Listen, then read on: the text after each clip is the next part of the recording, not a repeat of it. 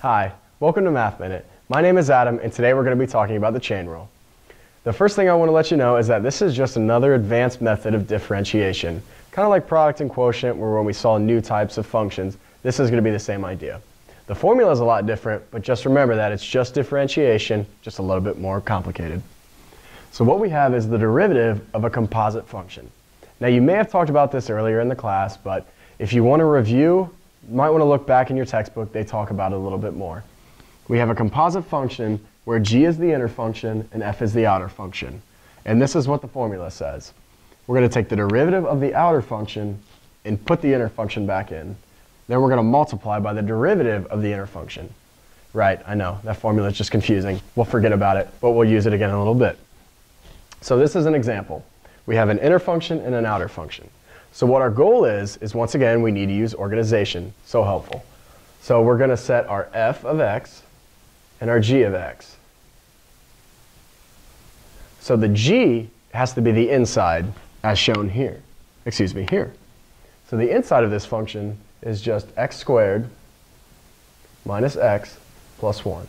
Now if you had problems realizing that, that's where you need to review your composite functions a little bit. It doesn't take too much time and it's really helpful. And this next step will help you even more. If you set g of x first, now we need to choose f of x. So let's just rewrite this, but where the x squared minus x plus 1 was, let's just leave it as parentheses.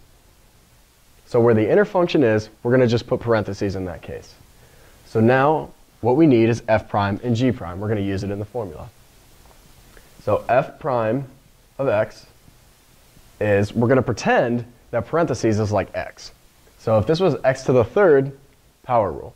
So we're going to drop that 3 down, leave it as parentheses, to the second power. Now g prime is just a normal derivative, and that we can say is 2x minus 1.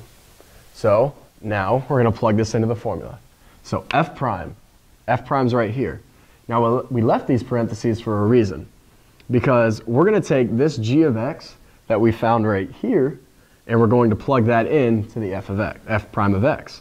So we had 3 parentheses, and we're going to plug in g of x, which is x squared minus x plus 1. So the only other part was this second power. So now this is just this on the inside, which is f prime at g of x. F prime with g of x on the inside. And then the last part is just multiplying by g prime of x, which is right here. So be careful with parentheses again, and that's our solution. So we could say that the derivative of that function is that. And once again, simplifying can be useful, but we're not going to focus too much on that. We'll actually worry about more of chain rule and understanding it. So I'm going to do another problem, and let's work again with finding the f and the g. So organization, as always, f of x and g of x. So they get a little bit more complicated to find the inner and outer function, but in this case, g of x is negative x squared. That's the most inside. You kind of want to travel through the problem to find out where you have to go. So then, if we just rewrite this problem with parentheses in the place of the g of x, we get e to the parentheses. So f prime of x and g prime of x. So now this is like e to the x, which that's the easy rule. That's just e to the x again. But in this case, it's parentheses, because we're going to plug something in there. Now g prime is just negative 2x. And that's because this is just like negative 1. It's like a constant.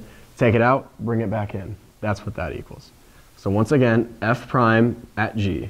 So e to the negative x squared power times g prime, which is negative 2x. And that's our solution.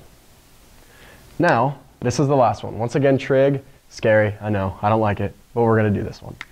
So f of x equals, and g of x equals. First step, find the inner function. The inner function is x squared plus 1. That one's a little bit easier to see than probably this problem. So if we rewrite the equation with parentheses instead of the inner function, we get sine of parentheses. Now the derivative of sine of x would be cosine x, but we're going to leave that as parentheses. And g prime x equals 2x.